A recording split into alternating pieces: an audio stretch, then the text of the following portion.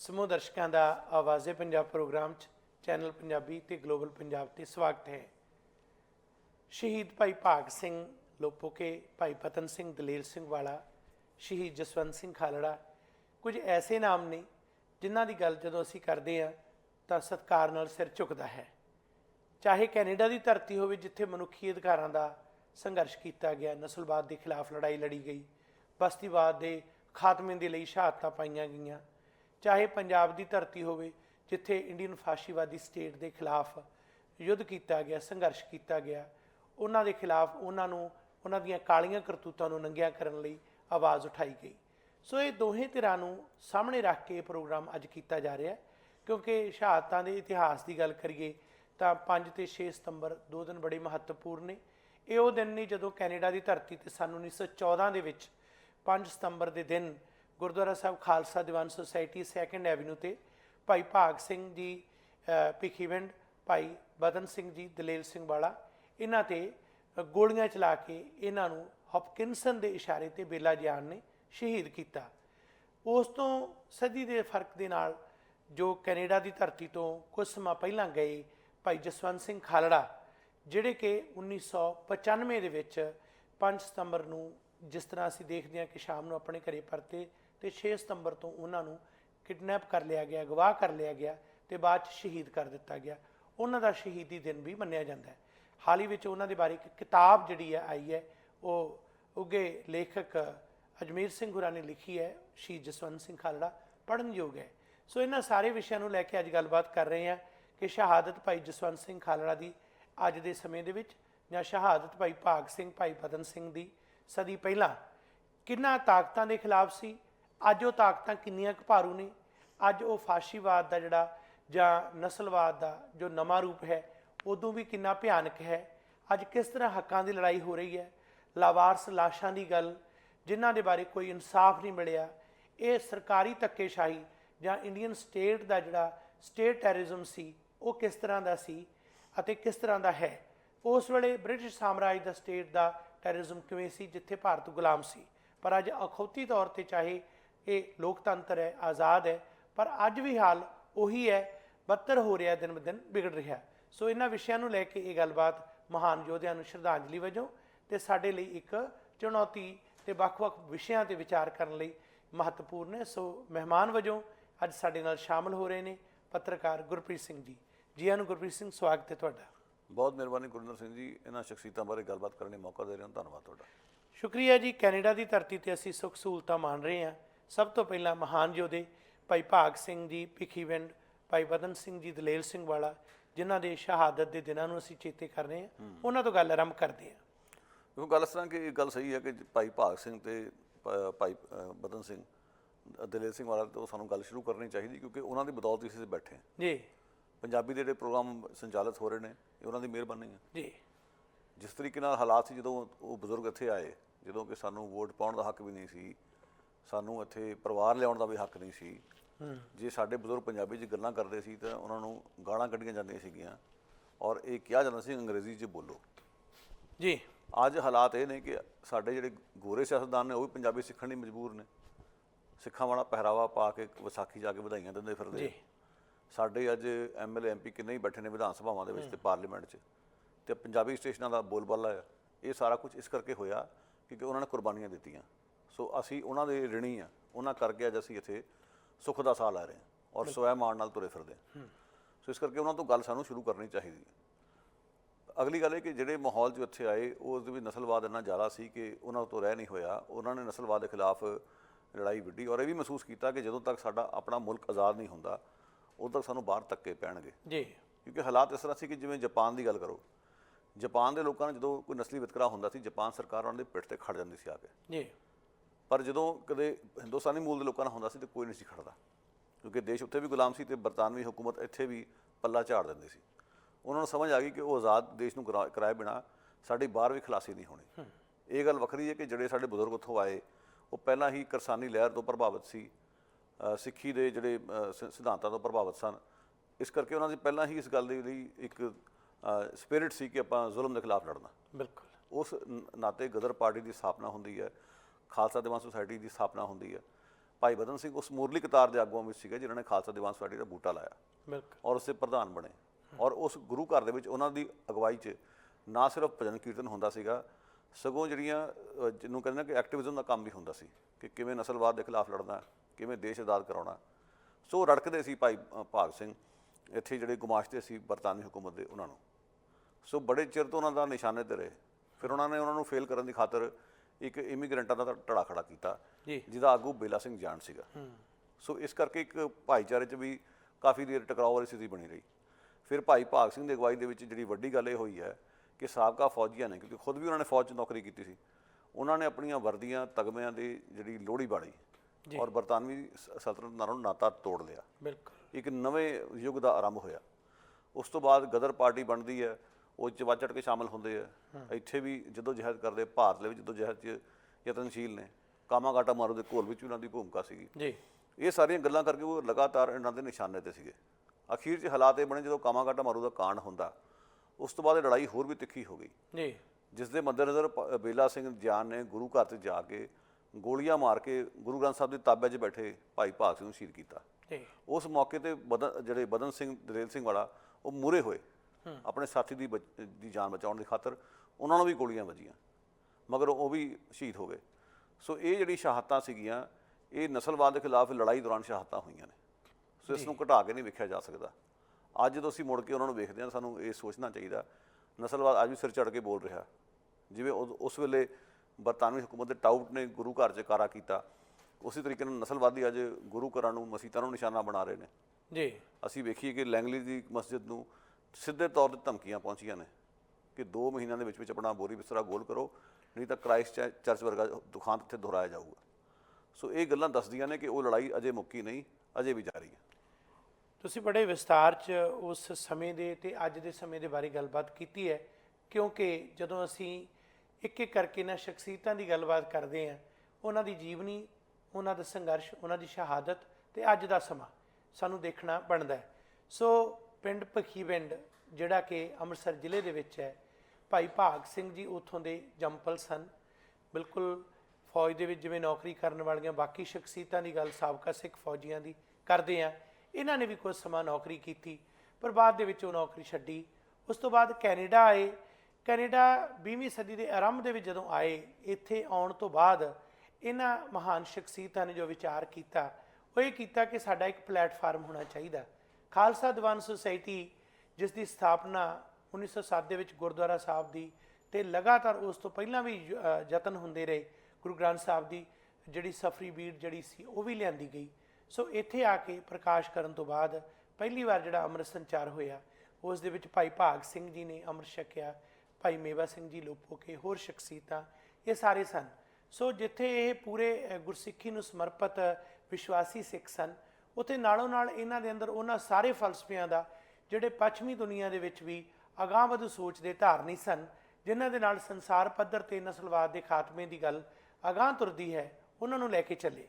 ਕਮਾਲ ਦੀ ਗੱਲ ਹੈ ਕਿ ਉਹ ਸ਼ਖਸੀਅਤ ਸਨ ਭਾਈ ਭਾਗ ਸਿੰਘ ਜੀ, ਜਿਨ੍ਹਾਂ ਦੀ ਗੱਲ ਕਰਦੇ ਆ ਸਤਿਕਾਰ ਨਾਲ ਸਿਰ ਝੁਕਦਾ ਕਿ ਜਾਰਜ 5ਵਾਂ ਜਦੋਂ ਕੈਨੇਡਾ ਦੀ ਧਰਤੀ ਤੇ ਆ ਰਿਹਾ, ਤੇ ਉਸ ਵੇਲੇ ਭਾਰਤ ਦੇ ਵਿੱਚ ਉਸ ਦੇ ਸਵਾਗਤ ਹੋ ਰਹੇ ਨੇ, ਪਰ ਕੈਨੇਡਾ ਦੇ ਵਿੱਚ ਖਾਲਸਾ ਦੀਵਾਨ ਸੁਸਾਇਟੀ ਭਾਈ ਭਾਗ ਸਿੰਘ ਜੀ ਦੀ ਅਗਵਾਈ 'ਚ ਇਸ ਦਾ ਬਾਈਕਾਟ ਕਰ ਰਹੀ ਹੈ ਸਮਾਗਮਾਂ ਦਾ।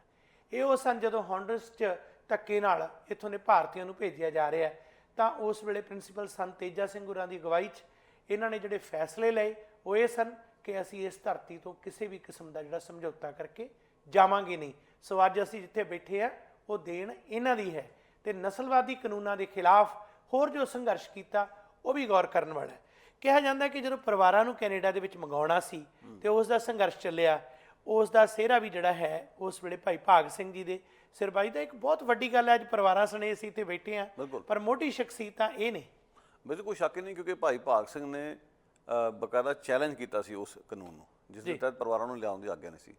ਭਾਈ ਭਾਗ ਸਿੰਘ ਤੇ ਭਾਈ ਬਲਵੰਤ ਸਿੰਘ ਜੀ, ਭਾਈ ਭਾਗ ਸਿੰਘ ਭਿੱਖੀਵਿੰਡ, ਬਲਵੰਤ ਸਿੰਘ ਖੁਰਦਪੁਰ, ਉਹਨਾਂ ਨੇ ਰਲ ਕੇ ਚੈਲੰਜ ਕੀਤਾ, ਆਪਣੀਆਂ ਬੀਵੀਆਂ ਨੂੰ ਲੈ ਕੇ ਇੱਥੇ ਆਉਣ ਦਾ ਯਤਨ ਕੀਤਾ, ਜਿਸ ਤੋਂ ਪਿੱਛੋਂ ਲੜਾਈ ਇੰਨੀ ਤਿੱਖੀ ਹੋਈ ਕਿ ਅਖੀਰ ਸਰਕਾਰ ਨੂੰ ਹੱਥ ਆਪਣਾ ਆਪਣੇ ਜਿਹਨੂੰ ਕਹਿੰਦੇ ਗੋਡੇ ਟੇਕਣੇ ਪਏ, ਔਰ ਸਰਕਾਰ ਇਸ ਗੱਲ ਲਈ ਰਾਜ਼ੀ ਹੋ ਗਈ ਕਿ ਇਹਨਾਂ ਨੂੰ ਰੱਖਿਆ ਜਾਵੇ। ਪਰ ਉਹ ਸੰਪੂਰਨ ਤੌਰ 'ਤੇ ਜਿੱਤ ਤਾਂ ਨਹੀਂ ਕਹੀ ਜਾ ਸਕਦੀ, ਕਿਉਂਕਿ ਸਿਰਫ ਇੱਕ ਮੌਕੇ 'ਤੇ ਰਿਆਇਤ ਤਾਂ ਦਿੱਤੀ ਗਈ ਕਿ ਸਿੱਖ ਭਾਈਚਾਰੇ 'ਚ ਬਦਅਮਨੀ ਤੇ ਬੇਚੈਨੀ ਵਾਲਾ ਮਾਹੌਲ ਸੀਗਾ। ਤੇ ਬਰਤਾਨਵੀ ਸਾਮਰਾਜ ਨੂੰ ਆਪਣੀ ਲੋੜ ਸੀਗੀ, ਆਪਣੀਆਂ ਗਰਜ਼ਾਂ ਸੀਗੀਆਂ ਕਿ ਜੇ ਸਿੱਖ ਭਾਈਚਾਰੇ 'ਚ ਬਗਾਵਤ ਹੋ ਗਈ ਤੇ ਪੰਜਾਬ ਜਿੱਥੇ ਅਸੀਂ ਵੱਡੇ ਪੈਮਾਨੇ ਤੇ ਫੌਜੀਆਂ ਨੂੰ ਭਰਤੀ ਕਰਦੇ ਹਾਂ, ਸਾਨੂੰ ਉੱਥੇ ਮੁੜ ਕੇ ਲੋਕਾਂ ਨੇ ਮੂੰਹ ਨਹੀਂ ਲਾਉਣਾ। ਉਸ ਨੁਕਤੇ ਨਿਗਾਹ ਤੋਂ ਥੋੜ੍ਹੇ ਚਿਰ ਲਈ ਉਹਨਾਂ ਨੇ ਵਕਤੀ ਤੌਰ ਤੇ ਇਹ ਸਮਝੌਤਾ ਕਰ ਲਿਆ, ਪਰ ਫਿਰ ਵੀ ਲੜਾਈ ਬਾਅਦ ਚੱਲਦੀ ਰਹੀ ਹੈ। ਅਖੀਰ 'ਚ ਲੰਮੀ ਲੜਾਈ ਦਾ ਸਿੱਟਾ ਆ ਕਿ ਅੱਜ ਟੱਬਰ ਅਸੀਂ ਲਿਆ ਸਕਦੇ ਹਾਂ, ਪਰ ਉਦੋਂ ਇਹ ਅਟਲ ਸੱਚਾਈ ਹੈ ਕਿ ਟੱਬਰ ਲਿਆਉਣ ਦੀ ਆਗਿਆ ਨਹੀਂ ਸੀ, ਪਰ ਇਹਨਾਂ ਦੋ ਬਜ਼ੁਰਗਾਂ ਨੇ ਬੜੀ ਦਲੇਰੀ ਨਾਲ, ਦ੍ਰਿੜਤਾ ਨਾਲ ਉਸ ਲੜਾਈ ਨੂੰ ਅੱਗੇ ਤੋਰਿਆ। ਜਦੋਂ ਅਸੀਂ ਕਾਮਾਗਾਟਾ ਮਾਰੂ ਦੇ ਸਮੇਂ ਦੀ ਵੀ ਗੱਲ ਕਰਦੇ ਹਾਂ ਤਾਂ ਜਹਾਜ਼ ਜਦੋਂ ਕੈਨੇਡਾ ਦੀ ਧਰਤੀ ਤੇ ਮਈ ਮਹੀਨੇ ਸਨ 1914 ਨੂੰ ਪਹੁੰਚਿਆ ਤੇ ਉਸ ਤੋਂ ਬਾਅਦ ਇਸ ਜਹਾਜ਼ ਨੂੰ, ਇਸ ਦਾ ਜਿਹੜਾ ਪਟਾ ਸੀ, ਭਾਈ ਭਾਗ ਸਿੰਘ ਜੀ ਅਤੇ ਉਹਨਾਂ ਦੇ ਸਾਥੀਆਂ ਦੇ ਨਾਂ ਤੇ ਇਸ ਨੂੰ ਤਬਦੀਲ ਕੀਤਾ ਗਿਆ।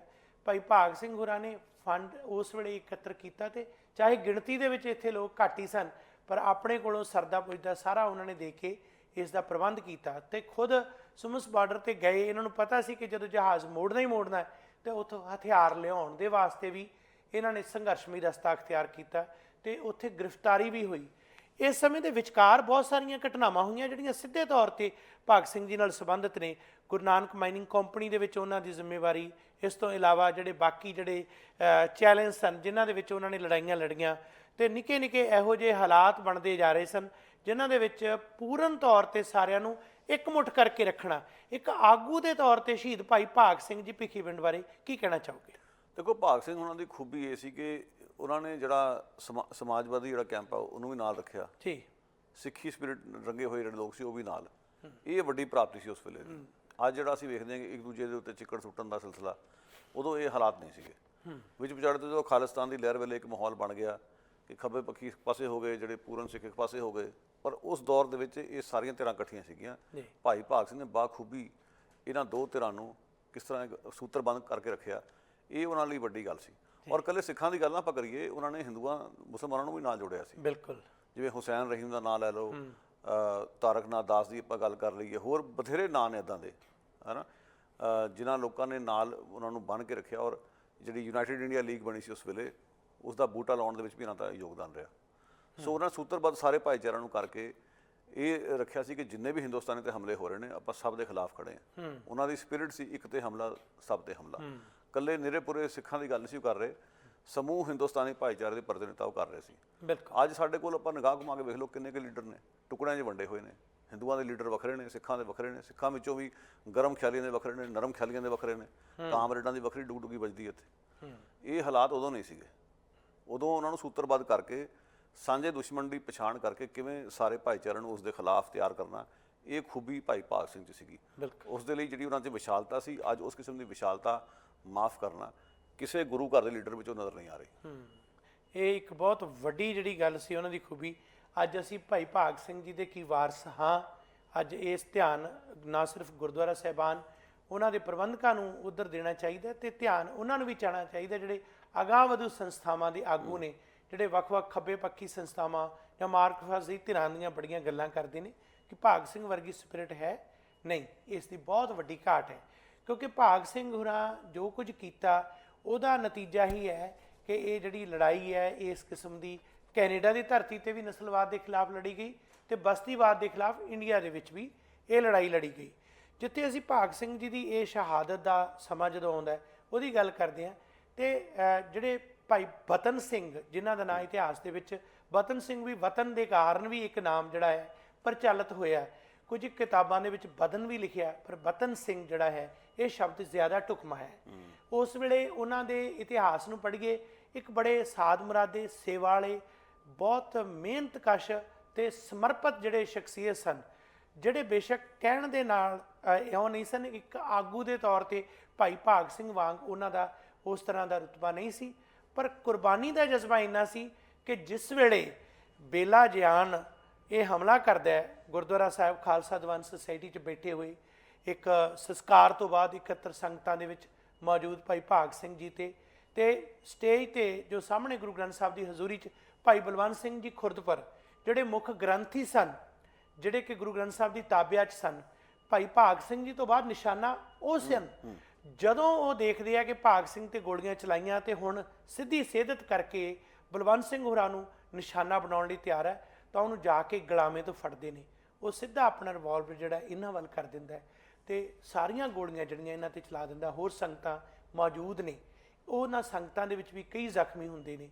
ਕਮਾਲ ਦੀ ਗੱਲ ਹੈ ਕਿ ਇਹ ਸਾਰਾ ਕੁਝ ਜਿਹੜਾ ਕਰਨ ਵਾਲਾ ਵਿਅਕਤੀ ਹੈ, ਜਿਹੜਾ ਕਿ ਵਿਲੀਅਮ ਹੌਪਕਿੰਸਨ, ਦੁਭਾਸ਼ੀਆ, ਜਿਹੜਾ ਡਬਲ ਏਜੰਟ ਸੀ ਕੈਨੇਡਾ ਦਾ ਵੀ, ਭਾਰਤ ਦੇ ਵਿੱਚ ਵੀ, ਬ੍ਰਿਟਿਸ਼ ਸਾਮਰਾਜ ਦਾ, ਹਕੂਮਤਾਂ ਦਾ, ਤੇ ਉਹ ਇੱਕ ਭਾਰਤੀ ਮਾਂ ਦਾ ਪੁੱਤਰ ਸੀ, ਇੱਕ ਅੰਗਰੇਜ਼ ਉਹਦਾ ਪਿਤਾ ਸੀ।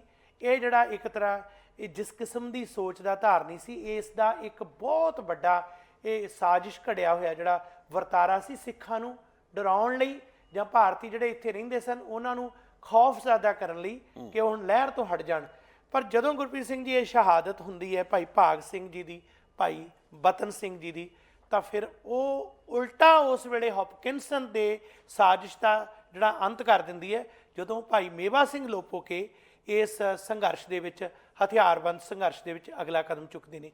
ਤੁਸੀਂ ਖੁਦ ਉਹਨਾਂ 'ਤੇ ਕਿਤਾਬ ਵੀ ਲਿਖੀ ਹੈ, ਉਸ ਦੇ ਵਿੱਚ ਇੱਕ ਘਟਨਾ ਵੀ ਲਿਖੀ ਹੈ ਸਾਰੀ, ਕਿ ਭਾਈ ਭਾਗ ਸਿੰਘ ਬਤਨ ਸਿੰਘ ਦੀ ਸ਼ਹਾਦਤ ਤੋਂ ਬਾਅਦ ਮੇਵਾ ਸਿੰਘ ਲੋਪੋਕੇ ਨੇ ਹੌਪਕਿੰਸਨ ਨੂੰ ਕਿਉਂ ਸੋਧਿਆ।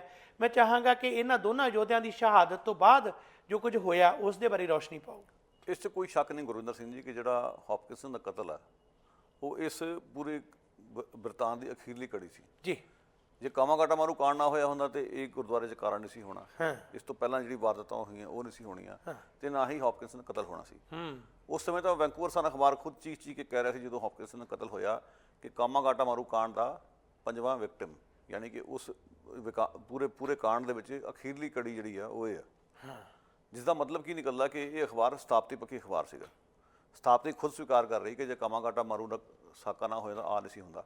ਅੱਜ ਸਰਕਾਰ ਜੇ ਕਾਮਾਗਾਟਾ ਮਾਰੂ ਕਾਂਡ ਲਈ ਸ਼ਰਮਸਾਰ ਹੈ ਤਾਂ ਉਸਨੂੰ ਇਹ ਮੰਨਣਾ ਹੀ ਪੈਣਾ ਹੈ ਕਿ ਮੇਵਾ ਸਿੰਘ ਦਾ ਐਕਸ਼ਨ ਬਿਲਕੁਲ ਜਾਇਜ਼ ਐਕਸ਼ਨ ਸੀਗਾ, ਨਿਜਵਾਦ ਤੋਂ ਪ੍ਰੇਰਿਤ ਨਹੀਂ ਸੀ। ਉਹ ਹੌਪਕਿੰਸਨ ਤੋਂ ਕੋਈ ਨਿੱਜੀ ਕਿੜ ਨਹੀਂ ਕੱਢੀ ਮੇਵਾ ਸਿੰਘ ਨੇ, ਨਸਲਵਾਦ ਦੇ ਖਿਲਾਫ ਇੱਕ ਅਸਲ ਦੁਸ਼ਮਣ ਦੀ ਪਛਾਣ ਕਰਕੇ ਉਸਨੂੰ ਸੋਧਿਆ। ਕਿਉਂਕਿ ਦੇਖਿਆ ਜਾਵੇ ਤਾਂ ਬੇਲਾ ਸਿੰਘ ਜਾਨ ਨੂੰ ਤਾਂ ਹੌਪਕਿੰਸਨ ਨੇ ਹੀ ਚੰਡਿਆ ਹੋਇਆ ਸੀ, ਉਹਦੀ ਥਾਪੀ ਸੀ। ਉਹ ਤਾਂ ਬੇਲਾ ਸਿੰਘ ਜਿਹੜਾ ਸੀ ਉਹਦੇ ਖਿਲਾਫ ਅਦਾਲਤ 'ਚ ਮੁਕੱਦਮਾ ਚੱਲ ਰਿਹਾ ਸੀ, ਗਵਾਹੀ ਦੇਣ ਲਈ ਹੌਪਕਿੰਸਨ ਆਇਆ ਜਦੋਂ ਸੌਦਾ ਲਾਇਆ ਗਿਆ। ਜੇ ਬੇਲਾ ਸਿੰਘ ਬਾਹਰ ਹੁੰਦਾ ਤਾਂ ਬੇਲਾ ਸਿੰਘ ਨੂੰ ਵੀ ਉਸੇ ਰਾਤ ਤੋੜ ਦਿੱਤਾ ਜਾਂਦਾ। ਔਰ ਇਹ ਤਾਂ ਗੱਲ ਕਲੀਅਰ ਹੋ ਚੁੱਕੀ ਕਿ ਬੇਲਾ ਸਿੰਘ ਨੂੰ ਬਾਅਦ 'ਚ ਉਸੇ ਰਾਤ ਤੋੜਿਆ ਗਿਆ।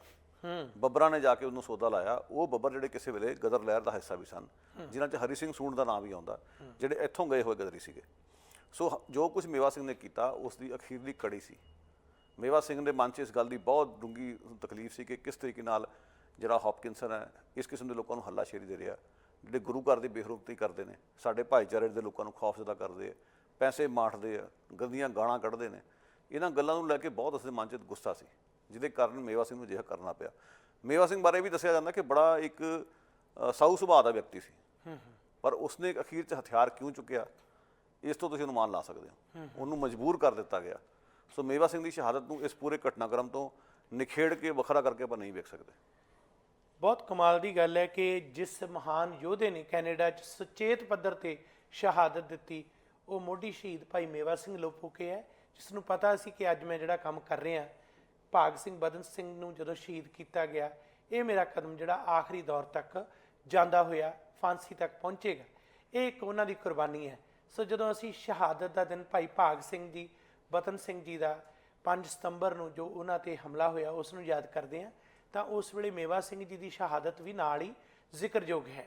ਹੁਣ ਅਸੀਂ ਇਸੇ ਹੀ ਦੌਰ ਦੇ ਵਿੱਚ 70 ਸਾਲ 80 ਸਾਲ ਦੇ ਬਾਅਦ ਆਉਂਦੇ ਹਾਂ।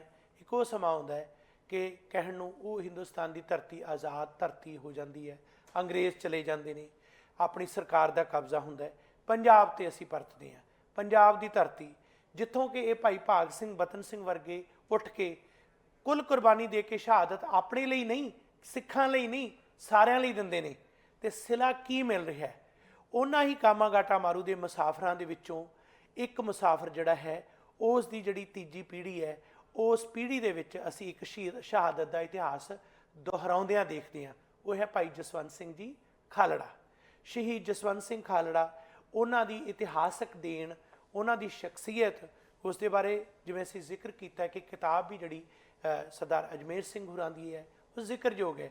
ਕਿਤਾਬ ਦੀ ਰੌਸ਼ਨੀ 'ਚ ਸ਼ਹੀਦ ਜਸਵੰਤ ਸਿੰਘ ਖਾਲੜਾ ਹੋਰਾਂ ਦੇ ਸ਼ਹੀਦੀ ਦਿਨ 'ਤੇ ਅਸੀਂ ਇਹ ਗੱਲਬਾਤ ਕਰ ਰਹੇ ਹਾਂ ਕਿ ਇੰਨੇ ਵਰ੍ਹਿਆਂ ਦੇ ਬਾਅਦ, ਇੰਨੇ ਦਹਾਕਿਆਂ ਦੇ ਬਾਅਦ, ਕੀ ਉਹ ਜ਼ੁਲਮੋ ਸਿਤਮ ਖਤਮ ਹੋਇਆ ਸੀ? ਕਿ ਜਿਸ ਦੇ ਖਿਲਾਫ ਫਰੰਗੀਆਂ ਦੇ ਖਿਲਾਫ ਸੰਘਰਸ਼ ਕਰਕੇ ਗਦਰੀ ਯੋਧਿਆਂ ਨੇ ਸ਼ਹਾਦਤਾਂ ਦਿੱਤੀਆਂ, ਉਸ ਇਤਿਹਾਸ ਨੂੰ ਮੁੜ ਫਾਸ਼ੀਵਾਦੀ ਇੰਡੀਅਨ ਸਟੇਟ ਨੇ ਨਹੀਂ ਦੁਹਰਾਇਆ?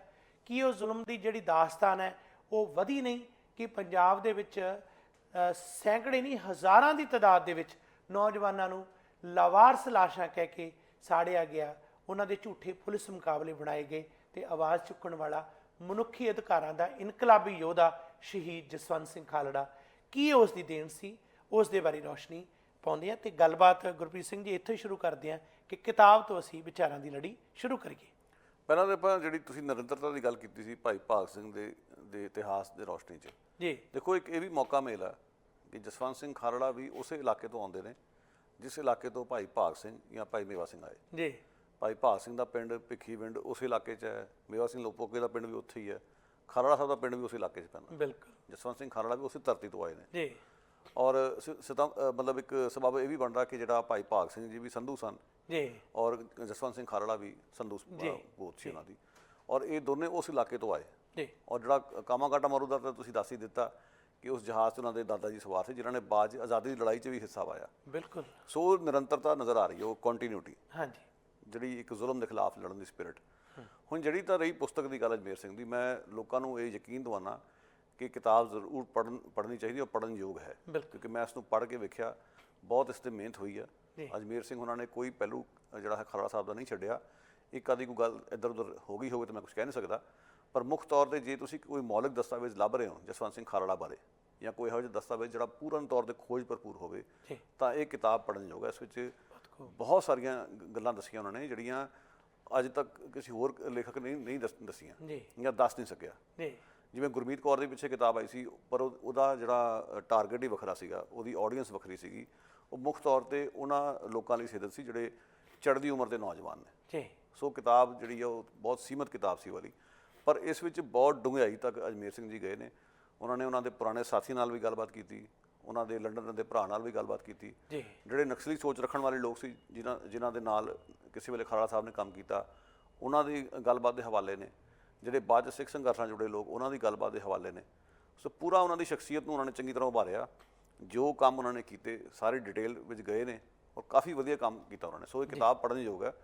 ਕੁਝ ਇੱਕ ਨੁਕਤਿਆਂ ਦੇ ਉੱਤੇ ਤੁਹਾਡਾ ਇੱਕ ਵਿਚਾਰਾਂ ਦਾ ਵਖਰੇਵਾ ਹੋ ਸਕਦਾ ਅਜਮੇਰ ਸਿੰਘ ਨਾਲ, ਜਿਹੜਾ ਕਿ ਸੁਭਾਵਿਕ ਹੈ, ਪਰ ਜੇ ਕਿਸੇ ਨੇ ਜਸਵੰਤ ਸਿੰਘ ਖਾਲੜਾ ਬਾਰੇ ਮੌਲਿਕ ਜਾਣਕਾਰੀ ਲੈਣੀ ਹੈ ਤਾਂ ਇਹ ਇੱਕ ਮੌਲਿਕ ਦਸਤਾਵੇਜ਼ ਹੈ। ਬਹੁਤ ਖੂਬ ਜੀ। ਖਾਸ ਕਰਕੇ ਸਾਨੂੰ ਜਿਹੜਾ ਪਾਠਕ ਵਰਗ ਦੇ ਤੌਰ 'ਤੇ ਚੇਤਨ ਹੋਣਾ ਚਾਹੀਦਾ, ਜਿਵੇਂ ਅਸੀਂ ਸ਼ਹੀਦ ਜਸਵੰਤ ਸਿੰਘ ਖਾਲੜਾ ਦੇ ਸ਼ਹੀਦੀ ਦਿਨ 'ਤੇ ਉਹਨਾਂ ਨੂੰ ਚੇਤੇ ਕਰਦੇ ਹਾਂ, ਉਹਨਾਂ ਦੇ ਸੰਘਰਸ਼ ਦੀ ਗੱਲ ਨੂੰ ਜਾਣਨ ਦੀ ਕੋਸ਼ਿਸ਼ ਕਰਨੀ ਹੈ, ਤਾਂ ਫਿਰ ਸਾਡੇ ਕੋਲ ਜ਼ਰੂਰ ਇਹੋ ਜਿਹੀ ਲਿਖਤ ਜਿਹੜੀ ਹੈ ਹੋਣੀ ਚਾਹੀਦੀ ਹੈ। ਪੜ੍ਹਨ ਦੀ ਆਦਤ ਅਸੀਂ ਜ਼ਰੂਰ ਪਾਈਏ, ਚੰਗੀਆਂ ਲਿਖਤਾਂ ਜਿਨ੍ਹਾਂ ਦੇ ਵਿੱਚੋਂ ਪਤਾ ਲੱਗੇ ਕਿ ਇਤਿਹਾਸ ਕੀ ਹੈ ਜਾਂ ਸੰਘਰਸ਼ ਕੀ ਹੈ। ਇਹ ਇਕੱਲੀ ਵਾਰਤਕ ਨਹੀਂ ਹੈ, ਇਸ ਦੇ ਵਿੱਚ ਬਹੁਤ ਸਾਰੀਆਂ ਉਹ ਚੀਜ਼ਾਂ ਵੀ ਨੇ ਜਿਹੜੀਆਂ ਇਤਿਹਾਸ ਦਾ ਪੰਨਾ ਨੇ, ਜਿਹੜੀਆਂ ਚੀਜ਼ਾਂ ਸਾਡੇ ਲਈ ਅੱਗੇ ਵੀ ਚਾਨਣ ਮੁਨਾਰਾ ਐਸੀ ਸ਼ਖਸੀਅਤ ਜਿਹੜੀ ਬਣਦੀ ਹੈ ਉਹਦੇ ਨਾਲ ਸੰਬੰਧਿਤ ਨੇ। ਉਹ ਘਟਨਾਵਾਂ ਜਿਹੜੀਆਂ ਕਿ ਖਾਲੜਾ ਸਾਹਿਬ ਦੇ ਜੀਵਨ 'ਚੋਂ ਬਹੁਤ ਸਾਰੀਆਂ ਮਿਲਦੀਆਂ ਨੇ, ਜਿਨ੍ਹਾਂ ਬਾਰੇ ਸ਼ਾਇਦ ਕਈ ਹਵਾਲੇ ਪਹਿਲਾਂ ਨਾ ਮਿਲੇ ਹੋਣ। ਸੋ ਜਿੱਥੋਂ ਤੱਕ ਇਹ ਕਿਤਾਬ ਦਾ ਸਵਾਲ ਹੈ, ਜੇ ਅਸੀਂ ਸੱਚਮੁੱਚ 6 ਸਤੰਬਰ ਦੇ ਦਿਨ ਖਾਲੜਾ ਸਾਹਿਬ ਦੀ ਸ਼ਹਾਦਤ ਨੂੰ ਯਾਦ ਕਰਦੇ ਮਨ ਮਸਤਕ ਦੇ ਵਿੱਚ ਇਹ ਗੱਲਾਂ ਲਿਆਉਣੇ ਆ, ਤਾਂ ਫਿਰ ਅਸੀਂ ਇਹ ਜ਼ਰੂਰ ਪੜ੍ਹੀਏ। ਦੂਸਰਾ, ਅਸੀਂ ਇਸ ਪ੍ਰੋਗਰਾਮ ਦੇ ਰਾਹੀਂ ਖਾਲੜਾ ਸਾਹਿਬ ਦੇ ਆਰੰਭ ਤੋਂ ਲੈ ਕੇ ਆਖਿਰ ਤੱਕ ਦੇ ਸੰਘਰਸ਼ ਬਾਰੇ ਵਿਚਾਰਾਂ ਦੀ ਲੜੀ 'ਚ ਹੁਣ ਗੱਲਬਾਤ ਕਰਾਂਗੇ ਕਿ ਖਾਲੜਾ ਸਾਹਿਬ ਜਿਹੜੇ ਮਨੁੱਖੀ ਅਧਿਕਾਰਾਂ ਦੇ ਵਿੰਗ ਦੇ ਨਾਲ ਸੰਬੰਧ ਸਨ, ਪਹਿਲਾਂ ਅਕਾਲੀ ਦਲ ਦੇ ਨਾਲ ਉਹਨਾਂ ਦੇ ਮਨੁੱਖੀ ਅਧਿਕਾਰਾਂ ਦੇ ਵਿੰਗ ਦੇ ਆਗੂ ਸਨ। ਕੀ ਕਾਰਨ ਹੈ ਕਿ ਅੱਜ ਉਹ ਸਪਿਰਿਟ, ਉਸ ਸਾਡੀ ਜਿਹੜੀ ਆਪਣੀ ਸ਼੍ਰੋਮਣੀ ਅਕਾਲੀ ਦਲ ਪਾਰਟੀ ਹੈ, ਖਾਲੜਾ ਸਾਹਿਬ ਦੇ ਨਾਂ, ਉਹਨਾਂ ਦੀ ਕੁਰਬਾਨੀ ਤੇ ਉਹਨਾਂ ਦੀ ਸ਼ਹਾਦਤ ਨੂੰ ਕਿਉਂ ਵਿਸਾਰ ਦਿੱਤਾ ਹੈ? ਕੀ ਕਾਰਨ ਹੈ ਕਿ ਜਿਹੜੀ ਹਕੂਮਤ ਨੇ ਜ਼ੁਲਮ ਕੀਤਾ, ਜਿਸ ਤਰ੍ਹਾਂ ਬੁੱਚੜ ਬੇਅੰਤ ਸਿੰਘ ਜਾਂ KPS ਗਿੱਲ ਨੇ ਜਿਸ ਤਰ੍ਹਾਂ ਇਹਨਾਂ ਨੂੰ ਸ਼ਹੀਦ ਕਰਾਇਆ, ਉਸ ਸਮੇਂ ਜੋ ਕੁਝ ਹੋਇਆ ਅੱਜ ਕੀ ਅਸੀਂ ਭੁੱਲ ਗਏ ਹਾਂ? ਅੱਜ ਫਿਰ ਉਹੀ ਤਾਕਤਾਂ ਪੰਜਾਬ ਤੇ ਭਾਰੂ ਨੇ, ਅੱਜ ਸੱਤਾ ਉਹਨਾਂ ਦੇ ਹੱਥ 'ਚ ਫੇਰ ਹੈ। ਕੀ ਉਹ ਕਹਾਣੀ ਖਤਮ ਹੋ ਗਈ? ਅੱਜ KPS ਗਿੱਲ ਨਹੀਂ ਤਾਂ ਉੱਥੇ ਸੈਣੀ ਹੈ ਜਾਂ DGP, ਅਨੇਕਾਂ ਹੋਰ ਜਿਹੜੇ ਰਹੇ ਨੇ ਜਿਨ੍ਹਾਂ ਨੂੰ ਕੋਈ ਇੱਕ ਪਾਰਟੀ ਜਾਂ ਦੂਸਰੀ ਪਾਰਟੀ ਝੋਗਾ ਪਾਉਂਦੀ ਹੈ। ਤੇ ਇਹ ਨੌਜਵਾਨ ਜਿਹੜੇ ਸਨ ਜਿਨ੍ਹਾਂ ਸ਼ਹਾਦਤ ਦਿੱਤੀ, ਕੀ ਕਾਰਨ ਸੀ ਕਿ ਖਾਲੜਾ ਸਾਹਿਬ ਉਹਨਾਂ ਦੇ ਲਈ ਉੱਠੇ ਤੇ ਉੱਠ ਕੇ ਇਹ ਜਾਣਦਿਆਂ ਹੋਇਆਂ ਕਿ ਇਸ ਦਾ ਹਸ਼ਰ ਕੀ ਹੋਏਗਾ, ਆਪਣੀ ਜਾਨ ਤਲੀ ਤੇ ਧਰ ਕੇ ਬਾਜੀ ਲੜੀ ਤੇ ਅਖੀਰ ਨੂੰ ਸ਼ਹਾਦਤ ਦਿੱਤੀ। ਸੋ ਇਹਨਾਂ ਦੇ ਸਾਰੇ ਜੀਵਨ ਸਫ਼ਰ ਬਾਰੇ ਤੁਸੀਂ ਆਪਣੇ ਵਿਚਾਰ ਜ਼ਰੂਰ ਦਰਸ਼ਕਾਂ ਨਾਲ ਸਾਂਝੇ ਕਰੋ। ਉਹ ਗੱਲ ਇਸ ਤਰ੍ਹਾਂ ਕਿ ਖਾਲੜਾ ਸਾਹਿਬ ਜਿਹੜਾ ਮੁੱਢਲਾ ਜੀਵਨ ਜਿਹੜਾ ਨਾ, ਉਸ ਵਿੱਚ ਦੱਸ ਤਰ੍ਹਾਂ ਕਿ ਇੱਕ ਤਾਂ ਉਹਨਾਂ ਦੇ ਟੱਬਰ 'ਚੋਂ ਗੁੜਤੀ 'ਚ ਉਹਨਾਂ ਨੂੰ ਕਾਫੀ ਕੁਝ ਮਿਲਿਆ ਜੀ। ਸਿੱਖੀ ਰਵਾਇਤਾਂ ਨੂੰ ਪਰਨਾਈ ਹੋਈ ਸੀ ਉਹਨਾਂ ਦੀ ਫੈਮਿਲੀ ਜੀ, ਔਰ ਉਹਨਾਂ ਦੇ ਦਾਦਾ ਜੀ ਬਾਰੇ ਪਹਿਲਾਂ ਵੀ ਦੱਸ ਚੁੱਕੇ ਹਾਂ, ਤੁਸੀਂ ਵੀ ਦੱਸ ਚੁੱਕੇ ਹੋ ਕਿ ਖੁਦ ਆਜ਼ਾਦੀ ਘੁਲਾਟ ਗਏ ਸੀਗੇ। ਅਗਾਂਹ ਚੱਲ ਕੇ ਜਦੋਂ ਖਾਲੜਾ ਸਾਹਿਬ ਜਵਾਨੀ 'ਚ ਕਦਮ ਧਰਦੇ ਨੇ ਤਾਂ ਨੌਜਵਾਨ ਸਭਾ ਦੇ ਸੰਪਰਕ 'ਚ ਆਉਂਦੇ ਨੇ, ਉਹਦਾ ਦਫ਼ਤਰ ਕਾਇਮ ਕਰਦੇ ਆ। ਸੋ ਜਿਹੜੀ ਨੌਜਵਾਨ ਸਭਾ ਜਿਹੜੀ ਭਗਤ ਸਿੰਘ ਨੇ ਖੜੀ ਕੀਤੀ ਉਸ ਨੂੰ ਮੁੜ ਸੁਰਜੀਤ ਕਰਨਾ। ਫਿਰ ਉਸ ਦੌਰ 'ਚ ਜਦੋਂ ਸਟੂਡੈਂਟਾਂ ਦੇ ਨਾਲ ਧੱਕੇ ਹੋ ਰਹੇ ਨੇ ਉਸ ਦੇ ਖਿਲਾਫ ਖੜੇ ਹੋਣਾ, ਸਟੂਡੈਂਟਾਂ ਨੂੰ ਲਾਮਬੰਦ ਕਰਨਾ ਕਿ ਆਪਣੇ ਹੱਕਾਂ ਪ੍ਰਤੀ ਜਾਗਰੂਕ ਹੋਵੋ। ਸੋ ਇਹ ਰੁਚੀਆਂ ਉਹਨਾਂ 'ਚ ਬਹੁਤ ਚਿਰ ਪਹਿਲਾਂ ਹੀ ਆ ਗਈਆਂ ਸੀਗੀ। ਅਗਾਂਹ ਚੱਲ ਕੇ ਜਦੋਂ ਨਕਸਲਵਾੜੀ ਲਹਿਰ ਉੱਠਦੀ ਹੈ ਉਹਦਾ ਹਿੱਸਾ ਬਣਦੇ ਆ। ਐਮਰਜੈਂਸੀ ਦੇ ਮੋਰਚੇ ਵਿੱਚ ਵੀ ਉਹਨਾਂ ਦੀ ਸ਼ਮੂਲੀਅਤ ਰਹੀ ਹੈ। ਔਰ ਉਸ ਤੋਂ ਬਾਅਦ ਫਿਰ ਜਦੋਂ ਪੰਜਾਬ ਵਿੱਚ ਹਿਊਮਨ ਰਾਈਟਸ ਦਾ ਘਾਣ ਸ਼ੁਰੂ ਹੁੰਦਾ, ਪੰਜਾਬ ਐਜੀਟੇਸ਼ਨ ਚੱਲਦੀ, ਉਹਦਾ ਅੰਗ ਬਣਦੇ ਨੇ। 84 ਦੇ ਦੁਖਾਂਤ ਦਾ ਉਹਨਾਂ 'ਤੇ ਡੂੰਘਾ ਅਸਰ ਪੈਂਦਾ। ਇੱਕ ਪੜਾਅ 'ਤੇ ਜਾ ਕੇ ਲੱਗਦਾ ਕਿ ਜਿਹੜੇ ਲੈਫਟ ਵਾਲੇ ਆ ਉਹਨਾਂ ਕੋਲ ਸੰਪੂਰਨ ਸਮੱਸਿਆ ਦਾ ਹੱਲ ਨਹੀਂ ਜੀ। ਸੋ ਉਸ ਮੌਕੇ 'ਤੇ ਆ ਕੇ ਸਿੱਖ ਸੰਘਰਸ਼ ਨਾਲ ਇੱਕਮਿਕ ਹੋਣਾ। ਫਿਰ ਅਗਾਂਹ ਜਾ ਕੇ ਅਕਾਲ ਤਖਤ ਦੇ ਹੁਕਮ ਅਨੁਸਾਰ ਅਕਾਲੀ ਦਲ ਦਾ ਹਿੱਸਾ ਬਣਨਾ, ਜਦੋਂ ਉੱਥੋਂ ਆਵਾਜ਼ ਉੱਠੀ ਕਿ ਤੁਸੀਂ ਏਕਾ ਕਰ ਲਓ। ਹਾਂਜੀ। ਬਿਆਨ ਸਿੰਘ ਦੇ ਦੌਰ ਵਿੱਚ ਫਿਰ ਜਦੋਂ ਚੋਣਾਂ ਹੋ ਰਹੀਆਂ ਨੇ, ਜ਼ਿਮਨੀ ਚੋਣਾਂ, ਲੋਕਾਂ ਨੂੰ ਲਾਮਬੰਦ ਕਰਨਾ ਕਿ ਜ਼ਿਮਨੀ ਚੋਣ 'ਚ ਇੱਕ ਉਮੀਦਵਾਰ ਨੂੰ ਜਿਤਾਓ ਤਾਂ ਜੋ ਬਿਆਨ ਸਿੰਘ ਨੂੰ ਹਰਾਇਆ ਜਾ ਸਕੇ, ਤਰੀਕੇ ਨਾਲ ਸਿਧਾਂਤਕ ਤੌਰ 'ਤੇ ਹਾਰ ਦਿੱਤੀ ਜਾ ਸਕੇ। ਨਹੀਂ ਕਾਮਯਾਬੀ ਉਹਨਾਂ ਨੂੰ ਮਿਲਦੀ, ਵੱਖਰੀ ਗੱਲ ਆ। ਅਗਾਂਹ ਚੱਲ ਕੇ ਉਹਨਾਂ ਨੇ ਪੂਰੇ ਦਾ ਪੂਰਾ ਕੰਮ ਨਵਾਰਿਸ ਲਾਸ਼ਾਂ 'ਤੇ ਕੀਤਾ। ਖੁਦ ਇਹਨਾਂ ਦੇ ਕੁਝ ਦੋਸਤ ਵੀ ਜਿਹੜੇ ਸ਼ਹੀਦ ਕੀਤੇ ਗਏ, ਜਿਸ ਕਾਰਨ ਇਹਨਾਂ ਦੇ ਮਨ 'ਚ ਅਸਰ ਸੀਗਾ। ਫਿਰ ਡਾਕੂਮੈਂਟ ਇਕੱਠੇ ਕਰਨੇ, ਜਿੱਥੋਂ ਇਹ ਪੁਸ਼ਟੀ ਹੋਈ ਕਿ ਕਿਵੇਂ ਲੋਕਾਂ ਨੂੰ ਲਿਆ ਕੇ ਬੜੇ ਗਲਤ ਢੰਗ ਨਾਲ ਸੰਸਕਾਰ ਉਹਨਾਂ ਦਾ ਕਰਕੇ ਤੇ ਮਲੀਆ ਮੇਟ ਸਾਰਾ ਕੁਝ ਕੀਤਾ ਗਿਆ। ਉਹਦੇ ਅੰਕੜੇ ਇਕੱਠੇ ਕੀਤੇ। ਉਹਨਾਂ ਗੱਲਾਂ ਕਰਕੇ ਪੁਲਿਸ ਨੂੰ ਪਾਲਾ ਪੈ ਗਿਆ ਕਿ ਇਹ ਜਿਹੜਾ ਵਿਅਕਤੀ ਹੈ, ਇਸ ਦੀਆਂ ਕਾਰਵਾਈਆਂ ਕਰਕੇ ਸਾਨੂੰ ਸਮੱਸਿਆ ਹੋ ਸਕਦੀ ਹੈ। ਔਰ ਉਹਨਾਂ ਨੂੰ ਬਾਰ-ਬਾਰ ਇਸ਼ਾਰਾ ਸੀਗਾ ਕਿ ਇਹ ਤੁਹਾਡਾ ਨੁਕਸਾਨ ਕਰ ਸਕਦੇ ਆ। ਪਰ ਫਿਰ ਵੀ ਉਹ ਇੱਕ ਦਲੇਰ ਇਨਸਾਨ ਸੀਗੇ। ਦੋ ਮੌਕੇ ਉਹਨਾਂ ਕੋਲ ਆਏ। ਇੱਕ ਵਾਰ ਤਾਂ ਉਹ ਲੰਡਨ ਚਲੇ ਗਏ, ਜਿੱਥੇ ਰਹਿ ਕੇ ਉਹਨਾਂ ਨੇ ਆਪਣੇ ਵੱਲੋਂ ਐਕਟੀਵਿਟੀਜ਼ ਜਾਰੀ ਰੱਖੀਆਂ। ਔਰ ਉੱਥੇ ਉਹਨਾਂ ਨੇ ਇੱਕ ਵਾਰੀ ਤਾਂ ਇਹ ਵੀ ਚਿੱਠੀ ਲਿਖਤੀ ਕੱਢਦੀ ਕਿ ਮੇਰਾ ਹਿੰਦੁਸਤਾਨ ਨਾਲ ਕੋਈ ਵਾਸਤਾ ਨਹੀਂ ਗਾ, ਮੈਂ ਇੱਕ ਅਜਿਹਾ ਵਿਅਕਤੀ ਹਾਂ ਜਿਸ ਦਾ ਕੋਈ ਰਾਜ ਨਹੀਂ ਹੈ, ਬਿਨਾਂ ਰਾਜ ਦੇ ਇੱਕ ਵਿਅਕਤੀ ਜਿਹੜਾ ਵਿਚਰ ਰਿਹਾ ਸੰਸਾਰ ਦੇ ਵਿੱਚ। ਪਰ ਫਿਰ ਉਸ ਤੋਂ ਬਾਅਦ ਉਹਨਾਂ ਨੂੰ ਲੱਗਾ ਕਿ ਕਿਸੇ ਵਕਤ ਵਾਪਸ ਜਾ ਕੇ ਲੜਾਈ ਲੜਨ ਦੀ ਲੋੜ ਹੈ। ਉਹਨਾਂ ਨੇ ਵਾਪਸ ਜਾ ਕੇ ਫਿਰ ਆਪਣੀ ਜ਼ਿੰਮੇਵਾਰੀ ਚੁੱਕੀ। ਫਿਰ ਉਸ ਦੌਰ 'ਚ 95 ਵਿੱਚ ਜਦੋਂ ਇੱਥੇ ਉਹਨਾਂ ਦੀ ਆਮਦ ਹੁੰਦੀ ਹੈ ਜੀ, 2 ਵਾਰੀ ਜੀ, ਔਰ ਇੱਥੇ ਵੀ ਉਹਨਾਂ ਨੂੰ ਆਏ ਤੇ ਬਾਰ-ਬਾਰ ਕਿਹਾ ਜਾਂਦਾ ਕਿ ਤੁਸੀਂ ਇੱਥੇ ਰਹਿ ਪਵੋ, ਤੁਹਾਨੂੰ ਅਸੀਂ ਇੱਥੇ ਰੈਫਿਊਜੀ ਸਟੇਟਸ ਦਵਾ ਦਿੰਦੇ ਹਾਂ। ਪਰ ਉਹਨਾਂ ਦਾ ਕਹਿਣਾ ਸੀ ਕਿ ਮੈਂ ਨੰਗੇ ਧੜ ਲੜਾਈ ਲੜਨ ਲਈ ਤਿਆਰ ਹਾਂ। ਇਹਦਾ ਮਨ ਤਾਂ ਖਾਲੜਾ ਸਾਹਿਬ ਦਾ ਬਹੁਤ ਚਿਰ ਦਾ ਪਹਿਲਾਂ ਬਣਿਆ ਸੀ। ਮੌਤ ਨਜ਼ਰ ਉਹਨਾਂ ਨੂੰ ਆ ਰਹੀ ਸੀਗੀ। ਜਦੋਂ ਵਾਪਸ ਗਏ ਤਾਂ ਬਿਆਨ ਸਿੰਘ ਦਾ ਜਦੋਂ ਕਤਲ ਹੁੰਦਾ 31 ਅਗਸਤ ਨੂੰ 1995 ਦੇ ਵਿੱਚ, ਉਸ ਤੋਂ ਬਾਅਦ ਇੱਕਦਮ ਪੁਲਿਸ ਨੂੰ, ਸਟੇਟ ਨੂੰ ਇੱਕ ਬਹਾਨਾ ਮਿਲ ਜਾਂਦਾ ਕਿ ਮਨੁੱਖੀ ਹੱਕਾਂ ਦੀ ਗੱਲ ਕਰਨ ਵਾਲਿਆਂ ਦੀ ਘੇਰਾਬੰਦੀ ਕੀਤੀ ਜਾਵੇ। ਸੋ ਘੇਰਾਬੰਦੀ ਕਰਦਿਆਂ ਕਰਦਿਆਂ ਉਹਨਾਂ ਨੇ ਜਾ ਕੇ ਖਾਲੜਾ ਸਾਹਿਬ ਨੂੰ ਚੱਕ ਲਿਆ। ਉਹਨਾਂ 'ਤੇ ਪ੍ਰੈਸ਼ਰ ਪਾਏਗਾ ਕਿ ਕੇਸ ਵਾਪਸ ਲੈ ਲਵੇ। ਉਹ ਆਪਣੀ ਗੱਲ 'ਤੇ ਅੜਿਆ ਰਿਹਾ। ਫਿਰ ਉਸ ਨੂੰ ਕਤਲ ਕੀਤਾ ਗਿਆ ਔਰ ਲਾਸ਼ ਤਾਂ ਲੱਭੀ ਨਹੀਂ ਉਹਨਾਂ ਦੀ। ਪਰ ਇੱਕ ਹੋਰ ਜਿਹੜਾ ਪੁਲਿਸ ਦਾ ਕੋਈ ਮੁਲਾਜ਼ਮ ਪਹਿਲਾਂ ਰਿਹਾ ਸੀਗਾ, ਜਿਸ ਨੇ ਸਾਰਾ ਕੁਝ ਵੇਖਿਆ ਸੀ, ਉਸ ਦੀ ਗਵਾਹੀ ਦੇ ਆਧਾਰ 'ਤੇ ਪੁਲਿਸ ਵਾਲਿਆਂ ਨੂੰ ਸਜ਼ਾਵਾਂ ਵੀ ਹੋਈਆਂ ਔਰ ਇਸ ਗੱਲ ਦੀ ਪੁਸ਼ਟੀ ਹੋਈ ਕਿ ਅਕਤੂਬਰ ਦੇ ਮਹੀਨੇ ਉਹਨਾਂ ਨੂੰ ਕਤਲ ਕੀਤਾ ਗਿਆ ਸੀ। ਸੋ ਇਹ ਸੰਖੇਪ ਕਹਾਣੀ ਹੈ। ਪਰ ਸਮਝਣ ਵਾਲੀ ਗੱਲ ਹੈ ਕਿ ਜਿਹੜਾ ਖਾਲੜਾ ਸਾਹਿਬ ਨੇ ਜਿਹੜਾ ਕੰਮ ਵਿੱਢਿਆ ਸੀਗਾ, ਉਸ ਵਿੱਚ 2 ਗੱਲਾਂ ਬੜੀਆਂ ਪ੍ਰਤੱਖ ਨੇ, ਜਿਹੜੀਆਂ ਅੱਜ ਦੇ ਮੌਕੇ 'ਚ ਮੈਂ ਸਮਝਦਾ ਜਿਸ 'ਤੇ ਸਾਨੂੰ ਗੱਲ ਕਰਨੀ ਚਾਹੀਦੀ। ਉਹ ਸਿਰਫ ਇਹ ਸੀ ਕਿ ਜਦੋਂ ਇੱਕ ਦੌਰ 'ਚ ਨਕਸਲਾਈਟ ਹੁੰਦੇ ਨੇ, ਦੂਜੇ ਦੌਰ 'ਚ ਸਿੱਖ ਸੰਘਰਸ਼ ਦਾ ਹਿੱਸਾ ਬਣਦੇ ਆ। ਅੱਜ ਦੀ ਜਿਹੜੀ ਹਕੂਮਤ ਹੈ ਉਸ ਦੀਆਂ ਨਜ਼ਰਾਂ ਵਿੱਚ ਦੋਨੇ ਹੀ ਧਿਰਾਂ ਜਿਹੜੀਆਂ ਨੇ ਉਹ ਗਦਾਰ ਕਹੀਆਂ ਜਾ ਰਹੀਆਂ ਨੇ ਜੀ। ਉਹਨਾਂ ਦੀ ਨਜ਼ਰਾਂ ਦੇ ਵਿੱਚ ਲੈਫਟ ਵਾਲੇ ਵੀ ਗਦਾਰ ਨੇ, ਉਹਨਾਂ ਦੀ ਨਜ਼ਰਾਂ ਵਿੱਚ ਜਿਹੜੇ ਖਾਲਿਸਤਾਨ ਦੀਆਂ ਸਿੱਖ ਹੱਕਾਂ ਦੀ ਗੱਲ ਕਰਦੇ ਆ ਉਹ ਵੀ ਗਦਾਰ ਨੇ। ਦੋਨਾਂ ਹੀ ਧਿਰਾਂ ਨੂੰ ਉਹਨਾਂ ਨੇ ਨਿਸ਼ਾਨੇ 'ਤੇ ਧਰਿਆ ਹੋਇਆ। ਔਰ ਵੈਸੇ ਜੇ ਅਤੀਤ ਵੱਲ ਜਾ ਕੇ ਦੇਖੀਏ ਤਾਂ ਨਕਸਲੈਟਾਂ ਦੇ ਵੀ ਜਾਲੀ ਮੁਕਾਬਲੇ ਬਣੇ ਜੀ, ਸਿੱਖਾਂ ਦੇ ਵੀ ਜਾਲੀ ਮੁਕਾਬਲੇ ਬਣੇ। ਬਿਲਕੁਲ।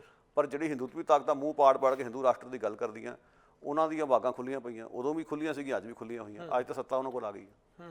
ਇਹੋ ਜਿਹੇ ਮੌਕੇ 'ਤੇ ਖਾਲੜਾ ਸਾਹਿਬ ਦੇ ਇਸ ਪੂਰੇ ਇਤਿਹਾਸ ਤੋਂ, ਉਹਨਾਂ ਦੀ ਵਿਰਾਸਤ ਤੋਂ ਸਿੱਖਣ ਵਾਲੀ ਗੱਲ ਇਹ ਹੋਈ ਆ ਕਿ ਅਸੀਂ ਆਪਸੀ ਏਕਾ ਕਰਕੇ ਸਾਂਝੇ ਦੁਸ਼ਮਣ ਦਾ ਕਿਵੇਂ ਮੂੰਹ ਭੰਨ ਸਕਦੇ ਹਾਂ ਜੀ। ਪਰ ਉਸ ਪਾਸੇ ਗੱਲ ਬਹੁਤ ਘੱਟ ਹੋ ਰਹੀ ਹੈ।